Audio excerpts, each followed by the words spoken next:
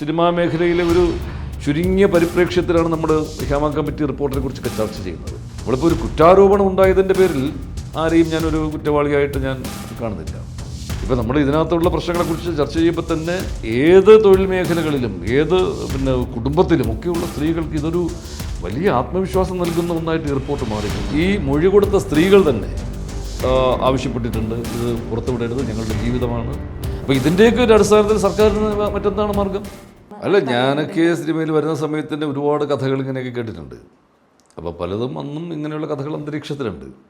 അപ്പോൾ നമ്മൾ പലതും ഇങ്ങനെ ഒരു കെട്ടുകഥകളും അല്ലെങ്കിൽ ഭാവനാ സൃഷ്ടിയിലുള്ള ഊഹാപോഹങ്ങളൊക്കെ ആണെന്ന് വിചാരിച്ചിരുന്നു. പക്ഷേ ഇപ്പോൾ ഇത് ഹേമ കമ്മിറ്റി ജസ്റ്റിസ് ഹേമ എന്ന് പറയുന്ന റിട്ടയേർഡ് ഹൈക്കോടതി ജസ്റ്റിസ്, അപ്പോൾ അവരുടെ ഒരു മുമ്പിൽ വന്ന് കുറേ സ്ത്രീകൾ മൊഴി നൽകി.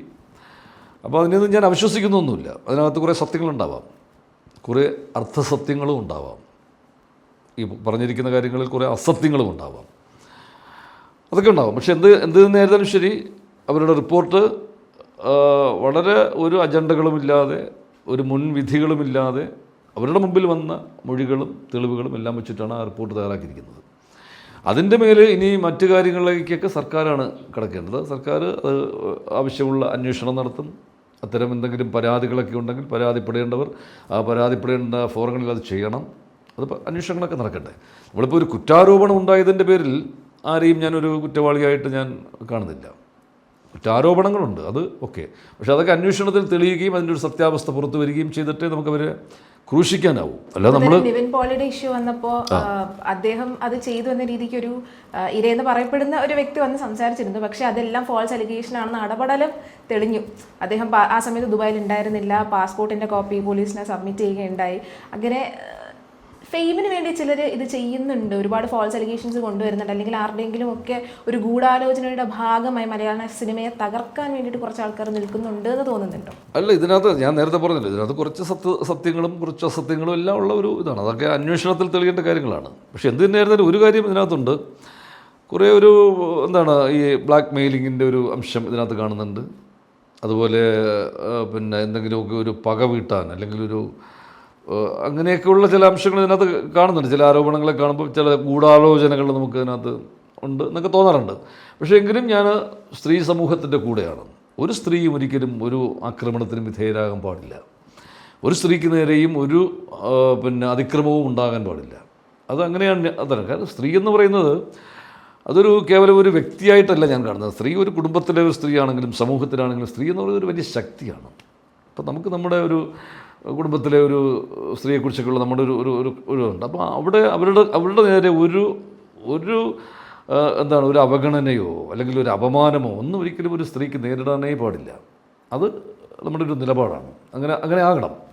കാര്യം സ്ത്രീ ഏറ്റവും കൂടുതൽ സംരക്ഷിക്കപ്പെടുകയും ഏറ്റവും കൂടുതൽ ഒരു എല്ലാ രീതിയിലും പരിരക്ഷിക്കപ്പെടുകയും ഒക്കെ ചെയ്യുന്ന ഒരു സമൂഹമാണ് ഏറ്റവും ഒരു പുരോഗതി പ്രാപിച്ച സമൂഹമായിട്ട് നമുക്ക് പറയാൻ പറ്റുന്നത്. അല്ലാതെ സ്ത്രീകൾ ആക്രമിക്കപ്പെടുന്ന, സ്ത്രീകൾ അപമാനിതരാകുന്ന, സ്ത്രീകൾ അവഹേളിക്കപ്പെടുന്ന ഒരു സമൂഹം എന്ന് പറയുന്നത് ഏറ്റവും അപജയത്തിൻ്റെ അതൊരു നമുക്കൊരിക്കലും ചിന്തിക്കാൻ പോലും പറ്റില്ല. അപ്പോൾ സ്ത്രീകൾ ഏറ്റവും നല്ലൊരു മാന്യത എവിടെയും ഉണ്ടാകണം. അവരുടെ ഏതു തൊഴിലിടത്തും അവർക്ക് മാന്യമായി വളരെ അഭിമാനബോധത്തോടെ ആത്മവിശ്വാസത്തോടെ തൻ്റെ ഇടത്തോടെ വളരെ സ്വതന്ത്രമായി പ്രവർത്തിക്കാനുള്ള അവസരവും അവർക്കുണ്ടാകണം. അപ്പോൾ അതിന് വിരുദ്ധമായിട്ട് ഇവിടെ എന്തുണ്ടെങ്കിലും അതിനെല്ലാം നമ്മൾ ശക്തമായിട്ട് എതിർക്കേണ്ടതാണ്. ഇവിടെ ഇപ്പോൾ ഈ സിനിമാ മേഖലയിലെ ഒരു ചുരുങ്ങിയ പരിപ്രേക്ഷ്യത്തിലാണ് നമ്മൾ ഹേമ കമ്മിറ്റി റിപ്പോർട്ടിനെ കുറിച്ചൊക്കെ ചർച്ച ചെയ്യുന്നത്.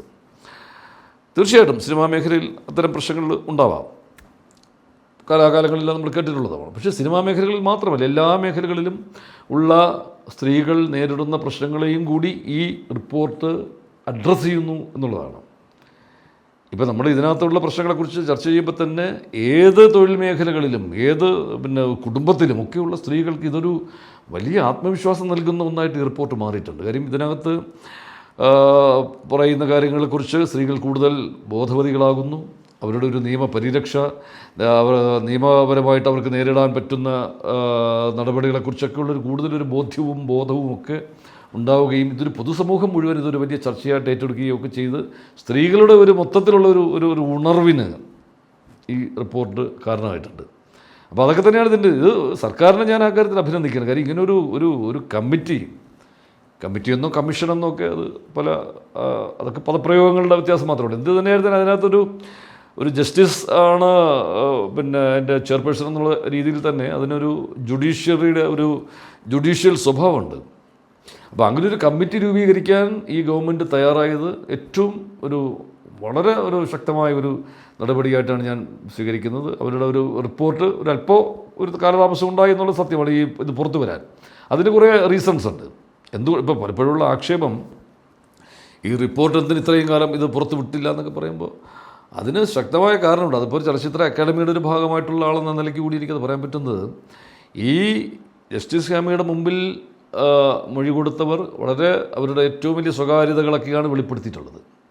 അത് ജസ്റ്റിസ് ഹേമ ഈ റിപ്പോർട്ട് തയ്യാറാക്കി പിന്നെ ഗവൺമെൻറ്റിന് കൊടുക്കുമ്പോൾ ശക്തമായ ഒരു കത്തുകൂടി ഗവൺമെൻറ്റിന് സമർപ്പിച്ചു. അത് ഈ പിന്നെ മൊഴികൾ നൽകിയവർ അതിൻ്റെ രഹസ്യ സ്വഭാവം കാത്തുസൂക്ഷിക്കുമെന്ന ഉറപ്പിന്മേലാണ് എല്ലാം ധൈര്യമായിട്ട് തങ്ങളോട് തുറന്നു പറയാൻ അവർ തയ്യാറായത്. അതുകൊണ്ട് തന്നെ അവരുടെ ഏറ്റവും വലിയ സ്വകാര്യതകളുടെ വെളിപ്പെടുത്തലുകളാണ് നടത്തിയിട്ടുള്ളത്. ഇതൊരു കാരണവശാലും പുറത്ത് വിടരുത്, ഇതൊരു പബ്ലിക് ഡോക്യുമെൻ്റായിട്ട് വരരുത് എന്ന ഒരു വ്യക്തമായ ശക്തമായ ഒരു കത്ത് ജസ്റ്റിസ് ഹേമ കൊടുത്തിട്ടുണ്ട്. 1. 2, ഈ മൊഴി കൊടുത്ത സ്ത്രീകൾ തന്നെ ആവശ്യപ്പെട്ടിട്ടുണ്ട്, ഇത് പുറത്ത് വിടരുത്, ഞങ്ങളുടെ ജീവിതമാണ്, ഇത് ഞങ്ങളുടെ ഒരുപാട് സ്വകാര്യതകൾ ഞങ്ങൾ വളരെ ഒരു രഹസ്യ സ്വഭാവം സൂക്ഷിക്കുമെന്നുള്ള ഉറപ്പിന്മേലാണ് ഞങ്ങൾ പറഞ്ഞത്, അതുകൊണ്ട് ഇത് പുറത്ത് വിടരുതെന്ന് അവരുടെയും ഒരാവശ്യം ശക്തമായിട്ടുണ്ട്. 3, ഈ വിവരാവകാശ പ്രവർത്തകർ കുറേ ഇതിനു വേണ്ടി ശ്രമിച്ചല്ലോ ഇത് പുറത്തു കൊണ്ടുവരാൻ വേണ്ടിയിട്ട്. അപ്പോൾ വിവരാവകാശ കമ്മീഷൻ എന്താ പറഞ്ഞത്? 2022 വന്ന വിധി എന്ന് പറയുന്നത് ഇത് ഒരു കാരണവശാലും ഇത്തരം സ്വകാര്യതകളുടെ ലംഘനമാകും, ഇത് പുറത്തു വിടരുത്. കാര്യം സ്വകാര്യത എന്ന് പറയുന്നത് ഒരു വ്യക്തിയുടെ ഒരു പൗരൻ്റെ ഏറ്റവും മൗലികമായ ഒരു അവകാശമാണ്, അത് സംരക്ഷിക്കപ്പെടണം. അതുകൊണ്ട് ഇത് തീർച്ചയായിട്ടും ഇത് പുറത്തു വിടരുത് എന്നുള്ള വ്യക്തമായ കർശനമായ നിർദ്ദേശമാണ് വിവരാവകാശ കമ്മീഷനും 2022 നൽകിയത്.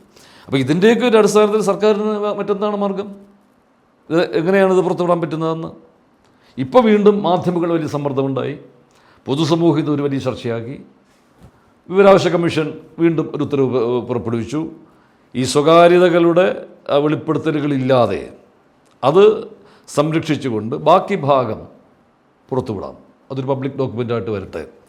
സിനിമ എന്ന് പറയുന്നത് അത് സമൂഹത്തിന് വേണ്ടിയിട്ടുള്ളതാണ്, പ്രേക്ഷകന് വേണ്ടിയിട്ടുള്ളതാണ്. പ്രേക്ഷകരുടെ ഒരു കാശ് കൊണ്ട് തന്നെയാണ് ഈ ഇൻഡസ്ട്രി നിലനിൽക്കുന്നത്. അതുകൊണ്ട് തന്നെ അവിടെ നടക്കുന്ന കാര്യങ്ങൾ പ്രേക്ഷകർക്കും അറിയാൻ അവകാശമുണ്ട്, അതവർ അറിയട്ടെ, ചർച്ച ചെയ്യട്ടെ എന്ന് പറഞ്ഞിട്ട് പിന്നെ വിവരാവകാശ കമ്മീഷൻ്റെ ഇപ്പോൾ പുതിയൊരു ഉത്തരവ് വന്നു. അതിനെതിരെയും ചില സ്ത്രീകൾ തന്നെ ഇത് പുറത്തുവിടരുതെന്ന് പറഞ്ഞിട്ട് ഹൈക്കോടതിയിൽ പോയി.